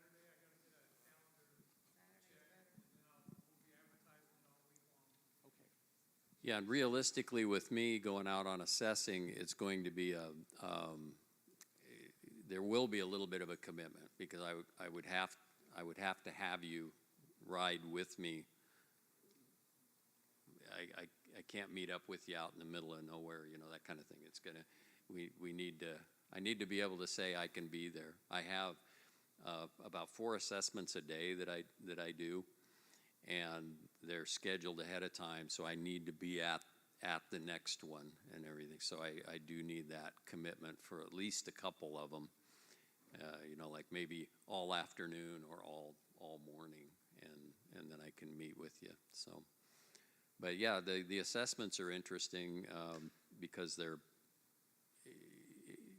you're doing the same thing, the walk around and everything of the property. You're just not doing any of the sifting at that time, but it gives you an idea. It could give you a really good perspective as to what kind of dangers there are out there, and just how big the job can be sometimes. Yeah. So. Do you foresee this extending beyond September 5th? Yeah, right now, I would fully anticipate that we would, yeah. Yeah, right now, we're just doing the personal property recovery right now. My understanding is that we're in the process of trying to get full site demolition, that kind of thing going.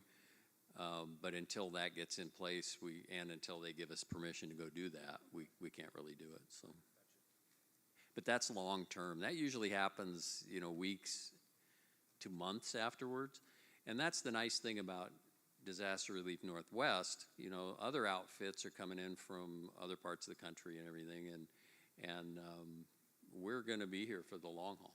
If they need us, we will be here. So, yeah. We have some certificates, such as they are, mini certificates, I guess. It's a card with my initials on it. So you've taken the PPR class, so that if you do, let me just touch on this really quick, and then I'll be done. If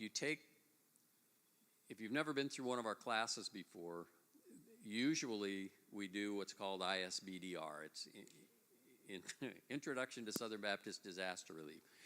And that just kind of it familiarizes you with what we do. All the other ministries also, feeding and all those sorts of things. And then in order to be deployable, not deplorable, but deployable, in order to be deployable, you need to have one of those ministry classes like this one. So you're doing it a little bit backwards. So you've already got the ministry class. You'd need to take the ISBDR class and then get your background check done, and then you can go out and wear the gold shirt and have the ID card and all that kind of stuff. So. There are background check forms in your packet as well.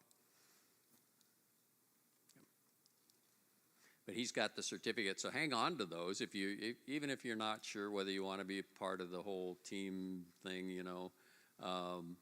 hang on to it, because then you'll have proof that you went through the class, and this will all be put into a database of people who have been trained, so it should already be in there. You don't necessarily need to have the certificate, but just in case we were to lose that, and it is a disaster, so we lose stuff all the time. So you might just hang on to it. So, anything else? Yep. Question about the Southern Baptist affiliation Mm-hmm. and becoming part of that group. Is that a necessary requirement? In the Northwest, it is necessary that you belong to a Southern Baptist church to be part of Southern Baptist Disaster Relief. Okay, so was this kind of opened up to the public? This is for allowing we're trying to build the church. The church is up. Doesn't matter what the church, how can I put this? What's that? Yeah, it doesn't matter what flavor the church is, I guess. We're here to help, build the church up. And so when we leave, the church has people that are trained up to do things, and they can maybe start their own disaster relief sort of organization. If it's a Southern Baptist church and we're doing it, they might start up their own. Yeah, and we do have some affiliations right now with other non-Baptist churches. We just have to lead, is all. So there's no real conflict there. We just have to work out the logistics of the trainings and so forth. We have 3 churches on the north side that have already joined. And Is we're this, getting is this within the entire Northwest Baptist Convention, or is this just in Inland? just in the Inland Okay. Empire. In the Inland Empire Baptist Convention, that's what he's talking about. Right, And then- right. But nationwide, the requirement is Southern Baptist Church. Does that make sense? It does, it just conflicts with where we came from Arizona, so that's why we're confused. Oh, yeah. You were with Yeah, Southern. we went to a Baptist church in Arizona, but they would also allow non-Baptist people, they could work with the teams, they just couldn't be in the leadership position. They could be a yellow cap, gold cap. Oh, have no idea about that. Okay, that's So- what we were kind of. Yeah, and that's what thinking. we're doing here as well. In the Inland Empire or In the throughout the, Inland Empire. okay. Because see, that's the thing. Inland Empire and then the Northwest Baptist Convention have kind of differing, and for us people that aren't in the know, I'm staying in my lane. So let me just say that Yeah, and if you- nothing that I said about any of this, he's Yeah, and going if to you know guys more have about any it than questions me. about that, feel free to contact me. Yeah. Yeah, I can only say what my director has told me, and that's what my director's told me, so, yeah. That's the way it was down south too. You had to be a member of Southern Baptist Church. Yeah. So are you accepting volunteers right now who do not attend a Baptist church? Yes. But attend church, but not a Baptist church? Are Yes, you as long accepting? as everyone has to have a background check, and that's the main requirement. You have to go through involving the Southern Baptist to the initial core too. Yes, for the initial course, and that's part of why we're here today for the PPR and so forth. Yeah. Southern Baptist and disaster relief would take over 3 years whether you've Yes. seen it once or 5 million times. So, does anyone else question? Yes, ideally, because that goes out to a service, and then the background checks come in within like a day or two, and then we're usually good to go. We didn't get a packet. Oh, okay. Did you come through this door? Okay, I'll get you a packet on the way out. Yep. Was there any other questions? This says it expires on 9/5/6. Yes, so with these badges, once you complete the background check, you'll actually get a badge. And for any of the trainings that we have, or the badge itself, it's good for 3 years. So we require to have, like a refresh of the training. Sometimes the training is the same. Sometimes the training, other things, other types of, concepts are added to the trainings and they get refreshed and so forth. And for your churches themselves, we also are doing what we call Disaster Ready Church. And we just had a training a couple months back, and we have another one that's coming up. So we also would like you to, talk to your churches, because we will go out and work with them, again, free of charge, to have a disaster plan for the church itself. And then for the church, once we have a disaster plan for the church, that covers a variety of different disasters. Disaster could be, the pastor is sick, or, there's a gas leak on Sunday. How do they deal with different types of disasters? We help them with that plan. And then how the church plugs into the community plan. So what does the community need? Community could need, cooling centers in the summer if there was disaster, reunification, handing out water, storage. We've had firefighters come in for these fires from as far as New Zealand to fight our fires. And do you know where they were sleeping? At the fairgrounds in a tent. And I know for large scale disasters, that's typically what, what they do. But if we got all of our churches together, why would the firefighters need to sleep in a tent in the gravel when they've been out for 48 or more hours fighting the fire?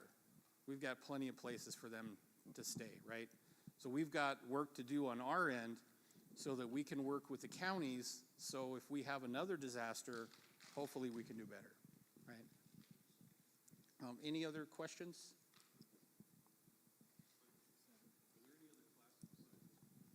Yes, so on Saturday, it looks like we're going to have a boot camp for the chaplains. We do have other classes coming up on the schedule. We're still trying to get that scheduled. Dale, do you know if that training will be here? We're discussing that, and Okay. probably gonna be here or somewhere really close to here. Okay. Is that So tomorrow?